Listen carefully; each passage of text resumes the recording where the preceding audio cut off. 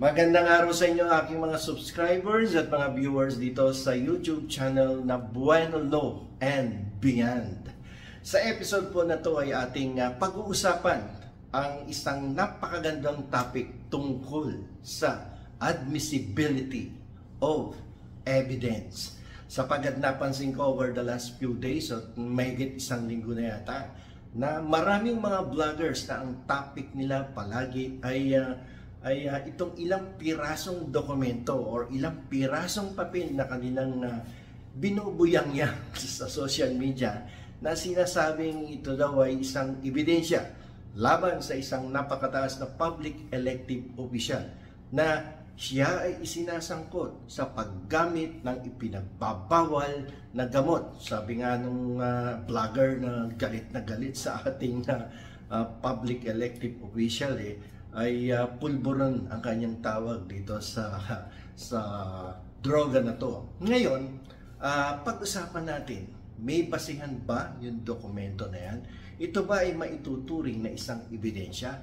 Kung sakasakaling siya ay magsasampa ng reklamo sa ating hukuman, ito bang ebidensya na kanyang ipinakikita ay admissible in evidence? Okay? So, yan po ang ating tatalakayin. Medyo magandang pag-usapan to, no? At nang ang ating mga viewers at subscribers, no, ay malinawan kung ano ba tong isang pirasong papel o dalawang pirasong papel na ipinakikita ng isang vlogger kung maituturing natin na isang lehitimo, genuine, authentic evidence kapag sakasakaling ito ay ipinakita sa isang hukuman.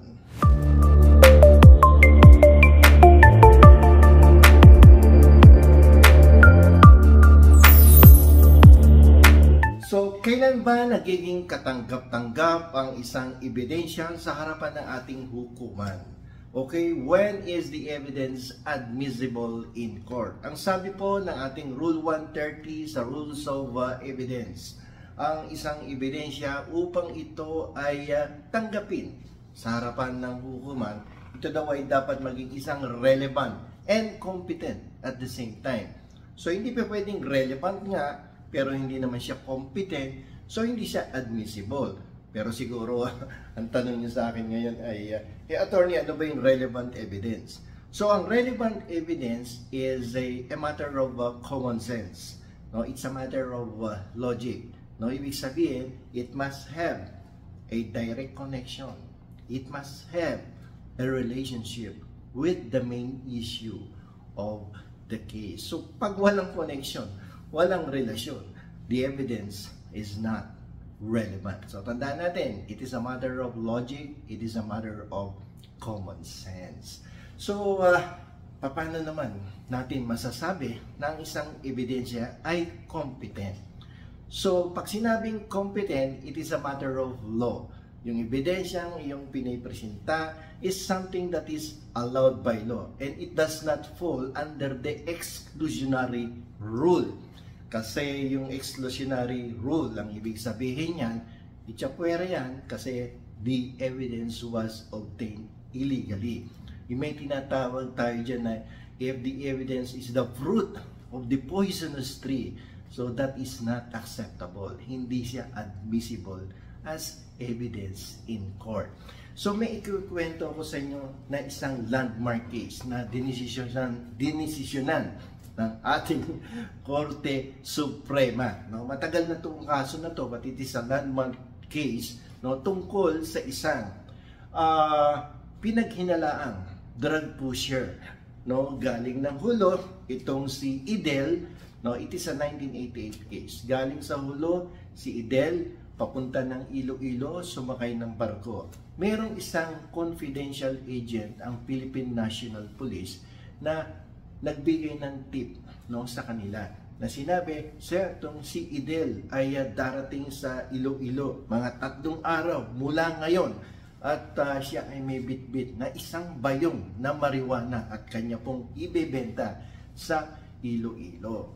So, ang ginawa ng mga Philippine National Police ay inabangan ang pagdaong ng barko sa Iloilo Port at doon ay sinurveillance, no? Inimbestigahan yung paligid at nandoon yung informant at nang dumating nga yung barko at habang bumababa doon sa hagdanan ng barko yung kanilang pinagsususpetsyuhan na taong drug pusher o user ay agad-agad, no? Nung sinabi ng informant, ayan na sir si Idel, bumababa na yung may bitbit ng bayong. So bumababa, takbuhan yung mga pulis, no? At agad-agad hinablot si Idel, no? Pinatalikod doon sa likuran ng isang wall, no? Sinalya, kinuha yung posas, pinusasan, kinapkapan at kinuha yung bayong at binuksan yung bayong. Nakita, punong-puno ng marijuana. Okay? So si Idel, dinala sa presinto, nagkaroon ng custodial investigation at ikinulong, no? At sinampahan ng kaukulang kaso. Pagdating sa trial court, nagkaroon ng hearing, nagkaroon ng pandinig, convicted, no? Sa paglabag sa isang batas tungkol sa illegal na droga. Nag-apila si Idel, no? Sabi niya hindi akin yung marijuana. And at the same time, no, there was an illegal arrest, there was an illegal seizure ng marijuana. Pero ang sabi ng Court of Appeals, convicted ka pa rin. Si Idel hindi na kontento. Ang kanyang abogado ay pumunta sa ating Korte Suprema upang iapila ang naging desisyon ng Regional Trial Court, ang desisyon ng Court of Appeals. So ang nangyari pagdating sa Supreme Court, ang tanong lang naman ng Supreme Court ay ganito. Noon bang inabangan ninyo si Idel sa pier? Kailan nyo nalaman na siya ay dadating sa Iloilo? Simula nung ito ay pinaalam sa inyo ng inyong confidential agent. Ang sabi ng pulis, sir, mga 3 araw, no, bago siya dumating ay naalaman na namin ang pagdating niya na siya daw ay may bit-bit na isang bayong na punong-puno ng marijuana.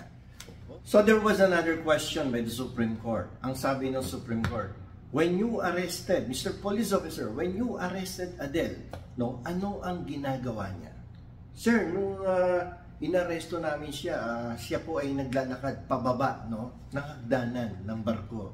At dahil nga doon, itinuro siya sa akin ng aming confidential agent, ayan po si Adel. And what did you do after your confidential agent inform you na yun na mismo si Adel? So, sir, I immediately apprehended, no, si Adel. So, inaresto namin, inatak namin, pinatalikod namin, pinusasan namin, at dinala sa presinto pagkatapos namin makita yung isang bayong na marijuana. So, ang tanong ulit ng Supreme Court, when did you learn that Adel will be coming to Jolo or will be coming to Iloilo from Jolo? Answer, sir, mga 3 days, no, bago namin siyang na-aresto, alam na po namin na siya ay dadating na may bit na isang bayong na marijuana.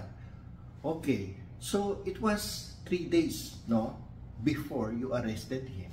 You have enough time to file an application for the issuance of a search warrant. Ba't hindi kayo nag-apply? Answer, no need, sir. The Supreme Court asks again, why? Sir, our agent, confidential agent is very reliable, very accurate confidential agent. Regular po nagre-report yan. Regular po nagbibigay ng tip. So lahat ng tinuturo nila sa amin, talagang mga drug pusher. So sabi ng Supreme Court, so nilagay mo sa sarili mong kamay ang batas. So hindi pwede yun na basta-basta mo na lamang aarestuhin yung tao without respecting his rights under Section 2 of Article 3 of the 1987 Constitution. So ano ba itong sinasabi na mga justification na isang tao ay pwedeng arestuhin ng walang warrant of arrest? Ang unang sitwasyon dito ay yung if the person arrested has just committed a crime. or is about to commit a crime or is committing a crime. So the police officer, kapag nakita niya yan, or even a private citizen, may arrest the person who have just committed or is about to commit or is actually committing a crime. Sa ating mga ordinaryong tao, ang tawag dyan is caught in the act or sa legal parlance, in flagrante delicto. Yung pangalawang sitwasyon, yung hot pursuit, na kung saan yung arresting officer has personal knowledge na yung taong hinahabol niya ay talaga naman nakapag-commit ng krimen. At yung pangatlo ay yung takas na prisoner, no? Pag tumakas sa kulungan niya, even without a warrant, pag nakita mo yan sa kalat-pakalat-kalat na nalaman mo takas na preso yan, you can arrest that person anytime without a valid warrant of arrest. So, yun lang ang mga pinapayagan na batas na pwede mong arestuhin ng isang tao without a warrant of arrest. Pero pag inaresto mo yan na hindi nagfo-fall under Section 5 of Rule 113 of the Rules of Court, tapos naka-discover ka ng ebidensya, like for instance, illegal drugs, no? Tapos illegal yung arrest mo, wala kang warrant, pero nakita mo may hawak na isang bayong na marijuana or cocaine or shabu at tapos kinasuhan mo yung tao, ano mangyayari? Ang mangyayari doon, during the trial, the lawyer of the accused may file a motion or may raise a motion in court suppressing, no, the evidence because it was illegally obtained. Now, you cannot make a search or seizure of something if there was an illegal arrest. So, ang ibig sabihin lamang nun, the evidence presented must be relevant and competent. Yung pinipresenta mong evidence na illegal drugs na nakita, na discover, kinonfiscate ng police officer ay relevant to the main issue of the case. But main question is the evidence being presented competent, no, enough to convict the accused? So, hindi siya competent. Bakit? Because it was illegally obtained. It is the fruit of the poisonous tree. The poisonous tree is the illegal arrest, no? And the fruit is the evidence illegally obtained. Okay? So, kaya dito sa kaso na nagbubuyang-yang ng mga ebidensya, no, hindi mo matatawag na ebidensya pa yan na inihatag sa korte. Ebidensya lang yan ng naninirang tao.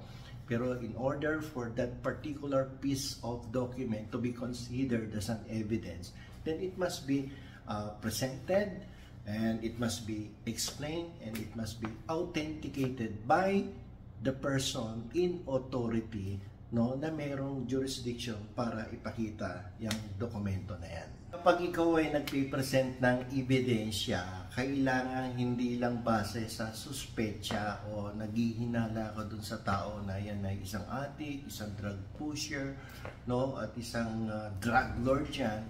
No, kailangan patunayan mo yan. There must be a direct, overt act, no, coming from the person na siya ay nagkukumit ng isang krimen.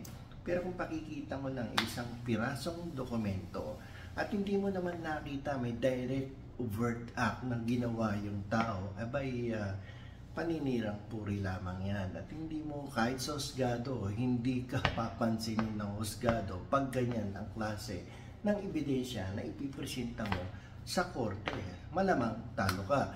And in this case of Adele, no, doon sa hinuli, pagbaba sa barko, na-convict yan ng trial court, na-convict yan ng Court of Appeals.